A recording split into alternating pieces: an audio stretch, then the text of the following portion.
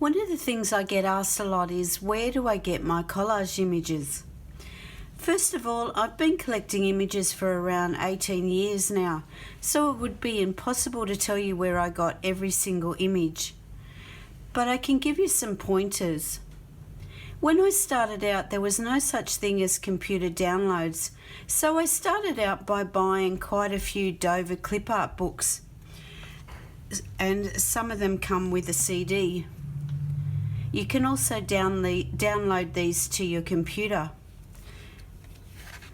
Some of them, like this one, are just the images which you can cut out and use, but I tend to mainly scan these in and then print them off to whatever size I want. These ones are the ones on a CD, nearly 1,000 images.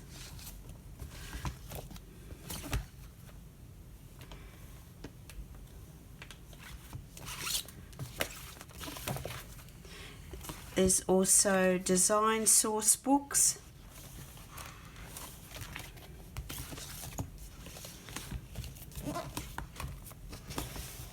And again, this is one of my favorites. I've just scanned a lot of these images in and I use them, I size them and use them to whatever, in whatever way I want to use them.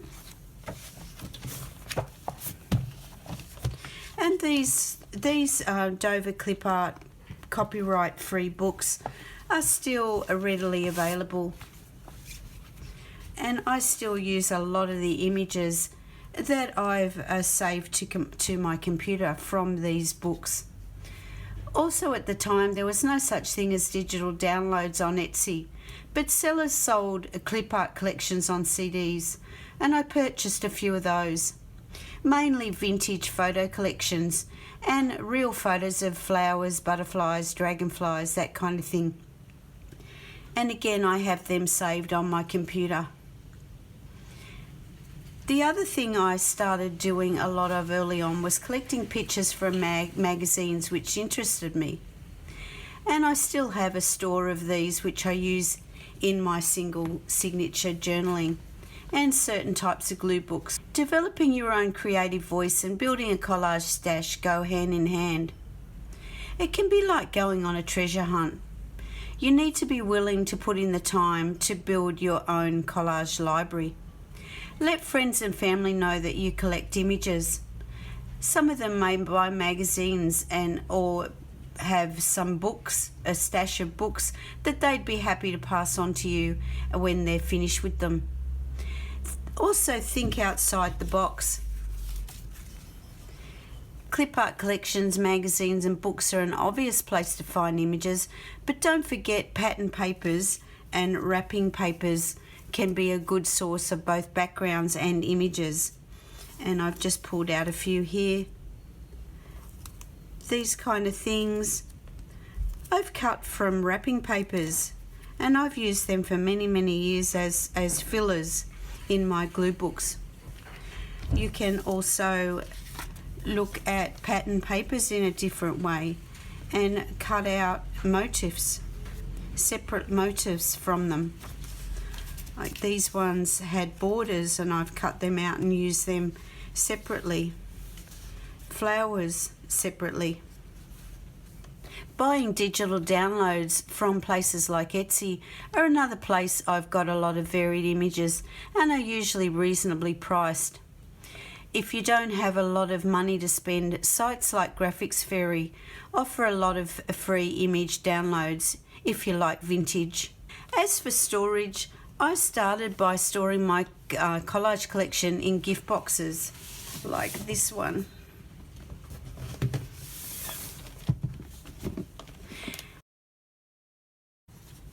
I loved working out of the box and picking images at random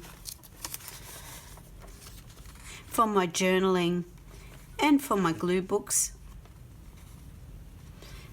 But as my collections grew, I needed some new storage systems for different types of collage ephemera. I still use this gift box for my magazine images and those kind of things that tend to be have copyright. Anything out of a magazine is really subject to copyright, so I keep all of these in here. These are for my personal collage, personal type collage, but I have different storage for other bits and pieces. At my office desk, where I do most of my journaling and glue booking, I have a system of drawers. Every now and again I print off a selection of collage clip art that I have on my computer in different sizes, and I spend some quiet time cutting them out. These images then go into storage, ready for me to pick out and use. As for pattern papers, I have a box full of assorted papers ready to use. In my studio, where I use a lot of collage in my artworks, I have more storage full of papers and images. I store my papers in these carts with drawers, and I have them sorted into the groups that work for me and make it easier to locate what I'm looking for. Up here I have a small box files with images grouped into my most common themes. I also have larger box files for different projects, into which I toss anything I find that I may want to use for any particular project. Whether your collage ephemera collection fits nicely into one or two gift boxes or sprawls out like mine, I hope this has been helpful in collecting and storing your paper treasures.